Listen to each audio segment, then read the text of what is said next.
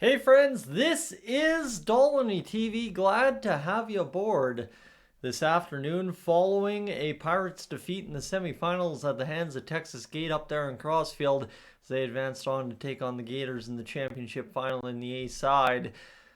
Slow pitch, long weekend of it, even though really it was only a Friday, Saturday, Sunday.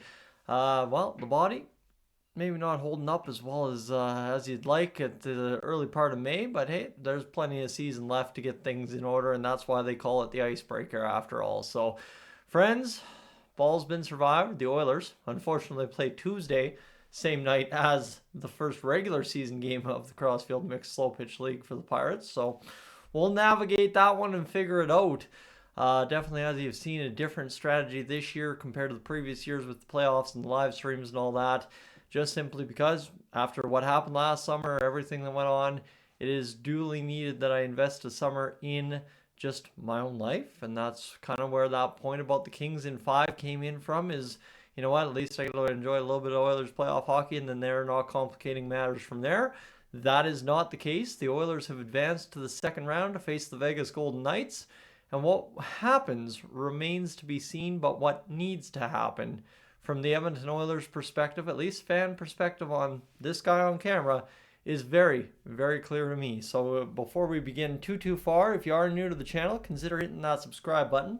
Would love to have you aboard as a regular viewer here on the channel. We've kind of had a, like I said, different approach to the postseason, to the playoffs than we normally do, but at the same rate too, I'm pretty grateful for it. I've gotten, for those of you that might not know what was going on for me in round one, I got to enjoy it with friends and family. For those of you that might have tuned into the stuff that kind of miscellaneously came out during the first round, you'd know a lot of the time was spent down at Main Street Beer and Barbecue in Airdrie. Again, I cannot recommend that place enough. This is not a paid ad for Main Street. This is just simply, that place is an absolute gem in my life, and I'm grateful to have it. So, friends, what we do know about the Oilers, like I said, is we face the Vegas Golden Knights, and what we need to do against the Vegas Golden Knights is quite simply what they did to the Oilers in 2023. And that is cross the line, take a dumb, whether it be suspension, whatever, but make sure you slow them down for the rest of the series. And whether it be the Pietrangelo chop on Draisaitl's hands, wrist area back in 2023 or whatever, I don't care what our retribution, what our thing is, but for the Oilers this year, you need to cross the line and make Vegas pay early. That's simply it. Because Vegas, again, it's Vegas. The Oilers, whether they stand a chance or not, is irrelevant. They will take those liberties. They will come looking. And for the Oilers, if you can strike first and, then back it up with Kane, Frederick, Perry, all that, you're going to be a lot better off than if you let Vegas strike first. And right now, as I've said, all the way leading up to this point, is the Oilers' entire playoff hopes rest on near 100% health. That was the big scare coming into the playoffs this year, was the fact that as much as everybody thinks they're just resting everybody, how hurt are the Oilers really? Like, they're not going to come out and say we're so banged up we can't play. So they're going to try and play the other angle. And you know what? For most of the series, it appeared that way. The first two games, though, you could tell some guys were fighting some things, and they played through it and obviously got better with some rest in between. But now if you're back to 100% health, you're still down Matthias Ekholm. The only way to at least ensure your best shot, again, you're never going to have a 100% guarantee in the Stanley Cup playoffs, is the fact that you got to go out there, cross that line that Vegas did back in 2023, and hurt somebody on that other team that means a damn lot to that hockey team over there in Vegas. So I know that's advocating for violence. I know that's advocating to hurt another player. I get that. I understand that. But are you kidding me? Vegas will be looking to do the exact same thing. In fact, they're saying the exact same thing. I can almost guarantee that. You can't guarantee anything in the playoff series that hasn't happened yet, but you can guarantee Vegas knows their recipe to success, which is literally take some liberties with McDavid and Draisaitl. And you know what? It's just the target we have painted on our back as Oilers and Oilers fans simply because we have the world's best two players. So unfortunately, what that means is sometimes instead of taking it, you got to give it. And for the Oilers, they're going to have to give it out here against the Vegas Golden Knights in this series, whether it's advocating for violence, whatever it is. It's just, again, kill or be killed. That's honestly the way playoff hockey goes against the Vegas Golden Knights. And you know what? You might disagree with it. You might agree with it. I don't care. It is what it comes down to at the end of the day for the Edmonton Oilers. So we'll see what happens here in this round 2 series. But that is, of course, the biggest thing. You know what? I would say a lot of folks would probably say the Oilers are in trouble if they lose game 1. If you take a whack on the hands, arm, whatever, and you slow down Jack Eichel by 75% in game 1 and you lose 7-2, it's still a victory. It's a victory. You know what? You blow out Petrangelo's knee, it's a victory.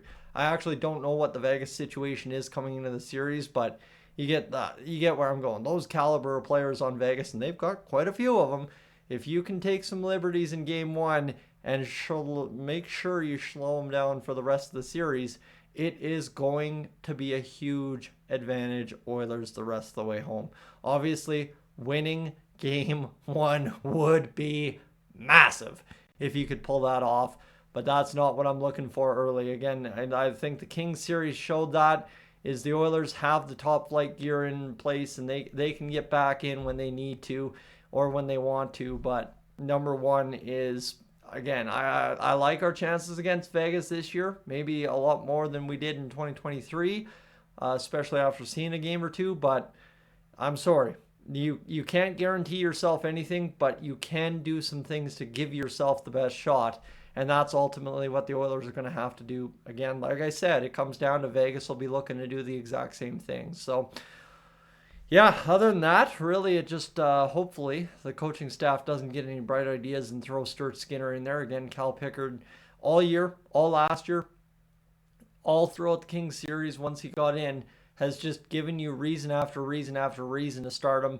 I think it's pretty clear the Oilers at this point just have a different level of swagger, confidence, you know what, just demeanor when Cal Pickard's playing versus Stuart Skinner. And I think I've heard, I don't remember who I've talked to. I've talked to a lot of damn people about the Oilers so far in these playoffs. It's a little crazy at this point how many people I'm talking, but it just seems like, you know, the Oilers may be guilty of trying to protect Stuart Skinner, and instead of protecting him, they're leaving him out to dry. Whereas they maybe have that little bit of extra inkling that, you know, if we get caught, Pickard's going to make the save, as he did time and time and time again in that first round playoff series. And this is a little bit different, right? This is a little different than regular season. Playoffs, everybody knows if you got a hot goalie, you ride him. That's the way it works. It's the way it's always worked. And if it works out for the Oilers, it's the Stanley Cup at the end of the line and we're all happy. So, you know, it's the regular season. Again, I hate to see guys that just shine for 2 games in a row as a backup and then get given the starter role because the team's lost confidence in their young goalie, and then all of a sudden the veteran backup's getting blown up too, and it's just a spiral nightmare for an organization.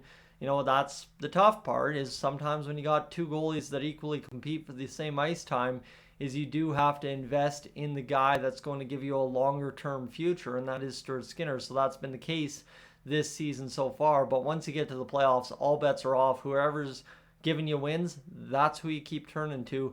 And maybe the Oilers a little bit guilty of that at a point last year, turning to Stuart Skinner after losing the game against the Canucks with Pickard and net. But you know what? This year, you make the same mistake twice, it could be lethal coming into this Vegas series. And you know, friends, you know, if you've been on this channel long enough, you know what Stuart Skinner looked like against Vegas 2 years ago. And I don't think anybody in the Oilers organization wants to make that mistake again. So hopefully lessons learned. And like I said, the biggest lesson is go out there and cross the line first, set the tone, and really hopefully take advantage of it the rest of the way. That's the idea here. I know, again, I'm going to take some flack, probably from Vegas fans, probably from some Oilers fans as well, for advocating for violence, but I don't give a damn, because quite honestly, for the Edmonton Oilers, you know Vegas is going to be looking to do it, and you just got to suck it up. And you know what? Eat maybe a suspension to somebody that, you know, you could use for a game, but suck it up, hopefully win game 1, take somebody down with you, and then, you know, End of the day, it's suck up the suspension in game 2 and go out there and keep going the rest of the series. Because quite honestly, like I said earlier, it's kill or be killed against Vegas, and we've already been killed once, so let's get going here in this second round playoff series. Friends, it kicks off Tuesday. Look forward to having coverage for you as we go along. For right now, though, I am up on out of here.